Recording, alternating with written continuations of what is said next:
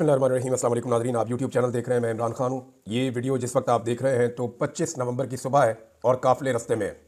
कौन कौन कहाँ पहुँचा है और सूरत क्या है, ताज़ा तरीन सारी अपडेट्स मैं आपको बता देता हूँ। लेकिन पहले आप ये देख लें कि हुकूमत के कैंप में कितनी खलबली है। सारी रात कोई सो नहीं पाया और बहुत ज़्यादा परेशानी है। जो हुकूमती लोग हैं या हुकूमती जमातों से जिनका ताल्लुक है, वो लोग इवन हमसे रब्ता करके पूछ रहे हैं कि आपको क्या लगता है कि पाकिस्तान तहरीक इंसाफ की हिकमत अमली क्या है। यानी उनके पास अब कोई क्लू नहीं है, उन्हें समझ नहीं आ रही कि निपटना कैसे है या अब करना क्या है।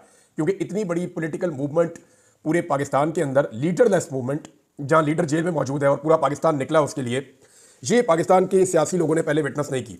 और ये तो किसी का ख्वाब ही हो सकता है कि उसको इतनी बड़ी मकबूलियत मिले। हुकूमत की बौखलाहट का अंदाज़ा आप वज़ीर दाखिला के एक स्टेटमेंट से लगा सकते हैं।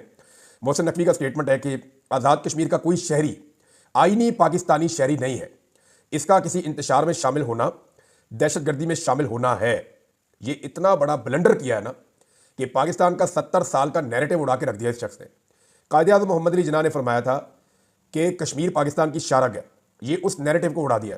कल को अगर कश्मीरी ये कहते हैं कि जनाब आप फिर यहाँ पे नौकरियाँ करने क्यों आते हैं, यहाँ पे आके आप हमारे एडमिनिस्ट्रेटिव मामला को क्यों छेड़ते हैं, अगर हम पाकिस्तान नहीं, वो भी बेशुमार चीज़ें कह सकते हैं। वजीर दाखिला को ऐसा इररिस्पॉन्सिबल स्टेटमेंट देने से पहले 10 दफ़ा सोचना चाहिए था। और अगर उन्होंने ये स्टेटमेंट दे दिया है तो इस पर रुजू करके उनको माफ़ी मांगनी चाहिए। बुखलाहट बहुत ज़्यादा है, हुकूमत बहुत परेशान है। जितनी रुकावटें उन्होंने खड़ी की हैं, जितनी फोर्सेज उन्होंने लगाई हैं, उनके हाथ से गेम निकल रहा है। कौन कहाँ पहुंचा, ये बताने से पहले मैं आपको ये बता दूं कि ओवरसीज पाकिस्तानियों ने जो तारीख रकम की है उसमें कनाडा और अमेरिका के शहरियों ने भी अपना हिस्सा डाल दिया है।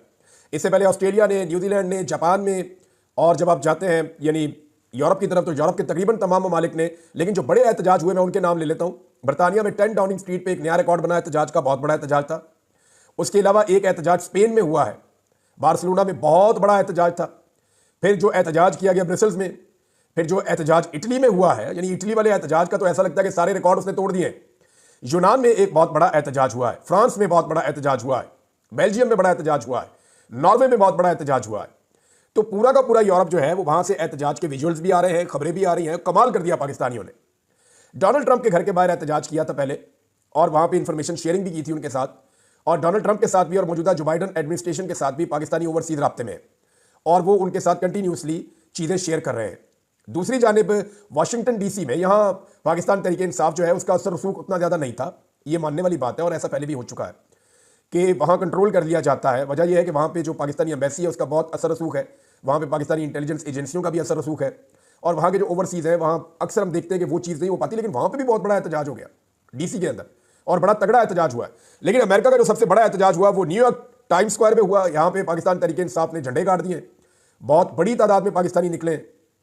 तो ये जो ओवरसीज पाकिस्तानियों ने किया है, ये पाकिस्तान तहरीक इंसाफ के लिए और आम पाकिस्तानियों के लिए ताज़ा हवा का झोंका है। ओवरसीज पाकिस्तानी जिन्हें वोट का हक नहीं मिलता, लेकिन वो पाकिस्तान का हक अदा कर रहे हैं कि पाकिस्तानियों को जो पाकिस्तान में रहते हैं, हमने रूल ऑफ लॉ लेकर देना है, जमहूरियत लेकर देनी है, आज़ादी इज़हार राय लेकर देनी है। हमने उनको उनके बुनियादी इंसानी हुकूक लेकर देने हैं। जुल्म, जबर और फस्तायत हमने पाकिस्तान से फाशिज्म खत्म करवाना है। तो ये जनाब ओवरसीज पाकिस्तानी झंडे गाड़ रहे हैं पूरी दुनिया में और पाकिस्तान के हक में एक तहरीक चला रहे हैं। इसके अलावा जो ओवरसीज पाकिस्तानियों में, मैं एक वाकया भी आपको बता देता हूं। जब बार्सिलोना में आज से 1 महीना पहले पाकिस्तानियों ने एहतजाज किया तो शहबाज गिल वहां पे गए हुए थे। तो शहबाज गिल साहब को मिलने के लिए कुछ इंटेलिजेंस के उनके बंदे आ गए होटल में। अब यानी इस तरह बंदा अगर हो तो उसको परेशानी तो हो जाती है कि ये क्या हो रहा है। तो शहबाज गिल ने जब उनसे बात की तो उन्होंने कहा जी हम जानने आए हैं कि आप कौन है और ये इतने बंदे आपने कैसे निकाल लिए, इतने लोग कैसे एहतजाज करने के लिए यहाँ पे स्पेन में निकल आए। तो शहबाज गिल ने उनको सारी स्टोरी बताई। उन्होंने वो इंटेलिजेंस रिपोर्ट जो है वो अपनी हुकूमत को भेजी। उनकी जो वजारत खारजा है उन्होंने शहबाज गिल साहब को बुलवाया। शहबाज गिल साहब से उन्होंने मैड्रिड में मुलाकात की। तो जब शहबाज गिल साहब ने उन्हें सारी चीज़ें बताई तो उन्होंने कहा आपको हमें आगाह करना चाहिए इन चीज़ों के बारे में, इतना सेंटिमेंट है ओवरसीज पाकिस्तानियों का तो हमें पता होना चाहिए था। तो इन्होंने कहा जी कि आप हमारा साथ दें। उन्होंने कहा ठीक है, आप दोबारा एहतजाज की कॉल दें, हम आपका साथ देंगे और इस मरतबा आप एहतजाज करें मैड्रिड में। तो थोड़े दिनों के बाद आप ये देखेंगे कि दिसंबर या जनवरी में मैड्रिड में एक बहुत बड़ा एहतजाज पाकिस्तान तहरीक इंसाफ करने जा रही है, अगर उसकी नौबत रही। लेकिन उससे पहले ही ऐसा लगता है कि हालात किसी और सिमत में चले जाएंगे। बैन-अल-अक़वामी मीडिया ने इसकी बहुत कवरेज की है, जो कुछ पाकिस्तान में हुआ, पाकिस्तान में क्या हुआ अब तक, कौन कौन कहां कहां पहुंचा, किसने जिम्मेदारी अदा की और कौन लोग नाकाम रहे। ये सारी चीजें मैं आपको अब अगले 5-10 मिनट में बता दूंगा। एक तो आप ये देख लें कि अल जज़ीरा ने इसकी कवरेज की है, बीबीसी ने की है, CNN ने की है, तमाम जो आलमी मीडिया है उसने इसकी भरपूर कवरेज की है। तुर्किश मीडिया ने की है, इसको जो है वो जो मीडिया है इसका रशिया का, रशियन मीडिया ने इसकी कवरेज की है, अरब मीडिया ने इसकी कवरेज की है, यूरोपियन मीडिया ने इसकी कवरेज की है, अमेरिकन मीडिया ने इसकी कवरेज की है। तो पूरी दुनिया के दर्जनों जरीदों ने, दर्जनों वेबसाइट्स ने, सोशल मीडिया के ऊपर तो इसकी बड़ी ह्यूज किस्म की एक कवरेज हो रही है। लेकिन जितने भी रवायती मीडिया है, आलमी मीडिया, उसने इसकी भरपूर कवरेज की है सारी चीज़ की। अमेरिकन मीडिया के मुताबिक और कुछ आलमी मीडिया की रिपोर्टों के मुताबिक अब तक सिर्फ पंजाब के अंदर जो लोग गिरफ्तार हुए हैं उनकी तादाद 4000 से ज्यादा है। यानी पंजाब में मरियम नवाज की हुकूमत ने फस्तागियत की इंतहा करते हुए 4000 से ज्यादा लोगों को गिरफ्तार कर लिया है। अब पंजाब की सूरत हाल पे पहले बात करते हैं और खैबर पख्तूनख्वा की सूरत हाल पे बाद में बात करते हैं। रावलपिंडी और इस्लामाबाद को आप नजरअंदाज नहीं कर सकते। वहां के लोगों ने पहले तो सारा दिन थकाया पुलिस को, दौड़े लगवाई, आंसू गैस की शेलिंग होती रही और बदतरीन शेलिंग रावलपिंडी की तारीख की पहली मरतबा बहुत सारे लोगों ने मुझे बताया कि हमने देखी है। लोगों के घरों के अंदर भी शेल मारे पुलिस ने, आबादियों के अंदर शेल मारे पुलिस ने कि लोग अपने घरों में भी ना रह सके, ये इलाका ही छोड़ के लोग चले गए। जंग तक किया गया वहां पे, लेकिन लोगों ने बड़ा मुकाबला किया, बार बार निकल कर आते थे, मुकाबला करते थे और फिर रात लेट नाइट लोग वापस चले गए। लोगों को ये पता है कि अभी हमने कल फिर निकलना है। ये टेस्ट मैच है, बल्कि टेस्ट मैच नहीं है, एक टेस्ट सीरीज है जो अभी चल रही है। ये T20 नहीं है। इन्होंने इमरान खान को लेकर जाना है और ये इसी नीयत के साथ आ रहे हैं। मैं आपको बताता हूं, पहले जो पंजाब के लोग हैं जिन्होंने बड़ा कारनामा किया, जिनके काफिले अभी चल रहे हैं या रस्ते में स्टे किया हुआ है और ये लोग आगे बढ़ते चले जाएंगे, इन्होंने बड़ी बड़ी रुकावटें अबूर की हैं। तो इनमें एक ओन अब्बास बप्पी, ये एक बड़े काफिले की क़यादत कर रहे हैं जनूबी पंजाब से और ये अपने काफिले को लीड कर रहे हैं। ये मिड वे में है और ये काफिला लेकर पहुंचेंगे, एक आधा दिन इनको और लग जाएगा। तो ये काफिला अभी तक पुलिस के काबू नहीं आया। वजह यह इसमें लोगों की तादाद ज्यादा है, तो जब पुलिस से इनका आमना सामना होता है तो ये पुलिस को खुदेड़ देते हैं। लिहाजा ओन अब्बास बप्पी का एक काफिला रस्ते में है। आमिर रजा काजमी साहब, इनका जो काफिला है वो भी बड़ा तगड़ा है, वो भी रस्ते में है। कुछ काफिले जनूबी पंजाब से पहुंचे हैं सरगोदा में और सरगोदा में रात गुजारने के बाद वो वहां से निकलेंगे। नईम हैदर पंजूथा साहब, इनका काफिला जो है वो भी रस्ते में है। जरताज गुल वजीर साहबा, इनका आपको मैंने बताया ये कल से ही निकले हुए हैं सुबह से और आज भी ये दोबारा ट्रेवल करेंगे, तो इनको भी पहुंचना है। इनके साथ काफी बड़ी तादाद में लोग हैं, गाड़ियां हैं, बड़ा अच्छा तगड़ा काफिला है। महर अब्दुल सत्तार, इन्होंने तो जनाब तारीख रकम की है, इनको कोई रास्ता नहीं मिला निकलने का, तो इन्होंने रावी क्रॉस किया। अब रावी गाड़ियों समेत कैसे क्रॉस हो सकता है? तो आप में से शायद बहुत सारे लोगों ने ना सुना हो, एक चीज होती है वो रावी के लोग जानते हैं। मैं क्योंकि वहां पे शिकार खेलता था तो मैं अपनी गाड़ियां अक्सर उसके ऊपर क्रॉस करवाता था, उस पर ट्रैक्टर ट्रॉली भी क्रॉस हो जाती है, उसको कहते हैं बेड़ी। हम जितने शिकारी हैं वो सारे उसको बेड़ी को जानते हैं। ये बेड़ी लाके किनारे पे लगाई जाती है, जो बड़ी बेड़ी होती है उसके अंदर 4-4 गाड़ियां इकट्ठी खड़ी हो जाती है और वो गाड़ियां क्रॉस कर जाती हैं दरिया को और फिर वो वापस जाती है, फिर और गाड़ियां आती हैं, फिर वापस जाती है और गाड़ियां आती हैं। तो इस तरह महर अब्दुल सत्तार ने अपनी बहुत सारी गाड़ियां जो है वो बेड़ियों के ऊपर क्रॉस करवाई है रावी, और वहां से वो शेखुपुरा में दाखिल हुए और अब एक नया रास्ता लेकर वो अपना काफिला लेकर आगे जा रहे हैं। तो महर अब्दुल सत्तार ने भी बड़ी रुकावटें अबूर करके मेन रोड पकड़ लिया। सियालकोट के डार जो है, जिनमें रेहाना डार साहब है, उनकी गिरफ्तारी की इत्तला आ रही थी लेकिन कंफर्मेशन अभी तक नहीं है। उमर डार और रेहाना डार इसको लीड कर रहे थे और भी बहुत सारे लोग हैं। तो ये काफिला भी रस्ते में है और ये भी कोशिश कर रहे हैं कि किसी तरह पहुंचे। कसूर के अंसारी जो है उनका एक बहुत बड़ा काफिला है, उसके बारे में बताया जा रहा है कि वो भी जोर लगा रहा है, वो वापस नहीं गए लोग। शब्बीर कुरैशी और इनके साथी ये जनूबी पंजाब से निकले, ये एक काफिला और है, इसने एक जगह पे भी पड़ाव किया हुआ है और ये भी पहुंचेगा। मियांवाली से उमैर नियाजी का एक बड़ा काफिला था और मियांवाली के वैसे बहुत सारे काफिले थे, मियांवाली से बड़ी दुनिया निकली है और इन्हीं लोगों ने DI खान से आने वाले सबसे बड़े काफिले के रास्ते खोले। वहां पे शाहिद खटक का काफिला आ रहा था, शेर अफजल मलवत के भाई का काफिला आ रहा था, सालार काकड़ का काफिला आ रहा था, उमर अमीन गंडापुर का DI खान वाला काफिला आ रहा था। तो वहां पे 7-8 काफिले इकट्ठे होकर एक बड़ा काफिला बना था जो पुलिस के साथ जंग लड़ रहा था एक तरह की। ये जब मियांवाली वालों ने अपनी रुकावटें अबूर की है तो ये पीछे से आए तो पुलिस बीच में सैंडविच बन गई। पुलिस खेतों में भागी है, रास्ता खुला, अब ये सारे लोग वहां से निकल गए। रास्ते में 2 रुकावटें और थी, उनको अबूर करने के बाद इन्होंने फतेह जंग इंटरचेंज अभी क्रॉस कर लिया जब मैं वीडियो रिकॉर्ड कर रहा हूं, और ये इस्लामाबाद से कोई 15 किलोमीटर पहले पड़ाव डाल के ये काफिला खड़ा है। और जो क्लेम कर रहे हैं इस काफिले के अंदर मौजूद लोग, वो यानी हर काफिले वाले से अलग बात करें तो वो क्लेम करता है कि 10 से 20 हज़ार बंदा मेरे साथ है। तो ये 7-8 काफिले हैं। यानी अगर हम ये कहें मुताद अंदाजे में 50,000 से 1 लाख आदमी इस जगह पे मौजूद है तो आप मुताद अंदाजे में ये कह सकते हैं। अब इस काफिले ने जाना है इस्लामाबाद या यहां पर रुकना है या वापस पीछे जाना है पेशावर की तरफ, ये फैसला भी नहीं हुआ। ये फैसला होगा आज सुबह जब आप ये वीडियो देख रहे हैं तो उस टाइम पे कभी ये फैसला होगा, क्योंकि कट्टी पहाड़ी पे बहुत बड़ी रुकावटें खड़ी की गई है। वहां पे इस वक्त एक जंग जैसी सूरत हाल है और वहां जो फ्रंट के ऊपर लोग मौजूद हैं खैबर पख्तूनख्वा के, मैं उनके बारे में आपको बता देता हूं। वहां पे इस वक्त सुहेल अफरीदी, मीना खान अफरीदी और उमर अयूब खान साहब, इनके काफिले क्योंकि वहां से हज़ारा से पहुंच चुके हैं, ये वहां पे आके कट्टी पहाड़ी पर टकराए हैं। तो ये लोग इस वक्त फुल मजामत कर रहे हैं। ये मुराद सईद की टीम पूरी की पूरी जो है वो इस वक्त कट्टी पहाड़ी के ऊपर मजामत कर रही थी, लेकिन फिर वहां पे पाकिस्तान तहरीक इंसाफ ने अपना पड़ाव डाला है और कट्टी पहाड़ी को उन्होंने क्रॉस करना है। अब देखना यह है कि वो एक तरफ से जोर लगा के उसे क्रॉस करते हैं या पीछे से मदद मांगते हैं। अटक से जो लोग निकले उन्होंने सारा दिन मोटरवे पे कब्जा रखा है, पुलिस को भगा दिया था उन्होंने। अटक का DPO लोग ढूंढते रहे, वो नजर ही नहीं आया। अब ये जो अटक से लोग निकले हैं ये वापस अटक में ही अपने घरों में चले गए और वो ये कह रहे हैं जी हम दोबारा निकलेंगे। जुल्फी बुखारी साहब की जो फैमिली है, जो यहाँ पे उनके कजन हैं, जो उनके बाकी रिश्तेदार हैं, वो यहाँ पे बड़ी जबरदस्त उन्होंने लड़ाई लड़ी है।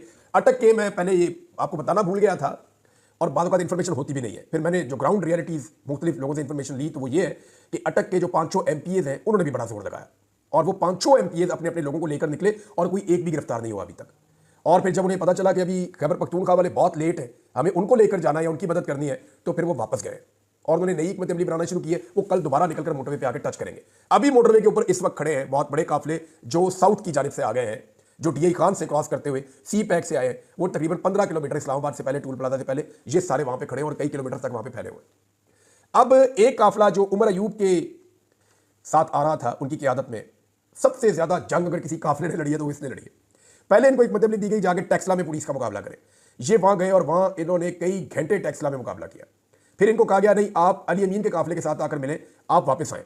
ये वापस आए, हजारा मोटरवे से उतरे तो इनको वहां पे गाजी बरोता के पास गालिबन वहां एक बहुत बड़ी मुजामत का सामना करना पड़ा। इन्होंने वो रुकावटें भी तोड़ दी। उसके बाद ये अली अमीन के पास पहुंचे और इस वक्त ये काफिला सबसे आगे था जब ये कट्टी पहाड़ी को जाकर टच किए। तो इस वक्त जो हजारा से आने वाले लोग हैं या सुहेल अफरीदी के साथ जो लोग आए, मीना खान के साथ जो लोग आए, इनकी ड्यूटी है, फजल हकीम वगैरह, ये कट्टी पहाड़ी को इस वक्त क्लियर कर रहे हैं, पुलिस को वहां से हटाने की कोशिश कर रहे हैं। तो मैंने आपको उन लोगों के नाम लिए जिन लोगों ने बड़ा जबरदस्त परफॉर्म किया। और अभी ये टेस्ट मैच चलेगा। अभी लाहौर ने निकलना है, अभी फैसलाबाद ने निकलना है, अभी सियालकोट ने निकलना है, गुजरावाला ने निकलना है, अभी तकरीबन दर्जनों शहरों ने निकलना है, क्योंकि लोग इंतजार कर रहे हैं कि अगली कॉल क्या आती है और किस तरीके से आती है। जब डी चौक पहुंचेगी पाकिस्तान तहरीक इंसाफ, तो उसके बाद एक नया खेल शुरू होगा। और इस मरतबा तहरीक इंसाफ को डी चौक में पहुंचने से रोकना इतना आसान नहीं है। शौकत बसरा साहब एक काफिला लेकर आ रहे हैं और शौकत बसरा साहब का काफिला भी काफी बड़ा है। वो जनूबी पंजाब से निकलने में कामयाब हो गए अपने इलाके से। पुलिस का घेरा उन्होंने तोड़ दिया था, क्योंकि उनके साथ भी लोग मौजूद थे, पुराने पॉलिटिकल वर्कर हैं, वो समझते हैं इन चीज़ों को। तो शौकत बसरा साहब भी रस्ते में है, फयाज झचड़ा साहब वो भी रस्ते में है, जिनके बेटे को टॉर्चर किया गया था प्लास के साथ और उसकी वीडियो बना के घर वालों को दिखाई गई थी वीडियो कॉल पे। उनकी वालदा को बहुत थ्रेट किया गया था। ये एमएनए साहब है, ये भी जनाब पहुंच गए हैं। जनूबी पंजाब वालों ने बीच में चंद जगहों पर स्टे किया है और अब वो सुबह से दोबारा आगे बढ़ना शुरू करेंगे। जैन कुरैशी, आमिर डोगर, ये दोनों बुरी तरह नाकाम हुए। ना सिर्फ ये खुद नाकाम हुए, बल्कि इन्होंने अपने पीछे ऐसे लोग भी नहीं छोड़े जो लीड करते हैं। और अभी तक मुल्तान से कोई बड़ा काफिला रिपोर्ट नहीं हुआ। अगर जैन कुरैशी नहीं है तो उनकी बहन कहाँ है, बाकी लोग कहाँ हैं, अभी तक कुछ पता नहीं चल रहा। लेकिन मुमकिन है कि वो लोग मैदान में आ जाए और थोड़ी देर में चीज़ें क्लियर हो जाए जब आप ये वीडियो सुन रहे हो, क्योंकि गिरफ्तार तो कोई भी हो सकता है, लेकिन जिस तरीके से ये गिरफ्तार हुए उस पर कारकुन और आवाम बहुत गुस्से में है। बीसियों नाजरीन ऐसे गुमनाम हीरोज हैं जिनके अभी नाम इसलिए नहीं ले रहे हमने बल्कि आपस में डिस्कस कर रहे थे नामों का, तुमने ये फैसला किया कि अभी उनके नाम नहीं लेंगे क्योंकि सारा टारगेट उनको किया जाएगा। और ये गुमनाम हीरोज ने कमाल किया। लेकिन एक आदमी का मैं नाम लेना चाहूंगा। इस आदमी का पाकिस्तान तहरीक इंसाफ से ताल्लुक कोई नहीं है, ये एक इनकलाबी शायर है सिर्फ। और ये शख्स जो है ये सिर्फ पाकिस्तान की खातिर निकला हुआ है। ना इसका कोई फायदा है, ना इसका कोई मफाद है। ये सिर्फ अपने मुल्क के फायदे के लिए निकला हुआ है, अपने ज़मीर की आवाज़ पे।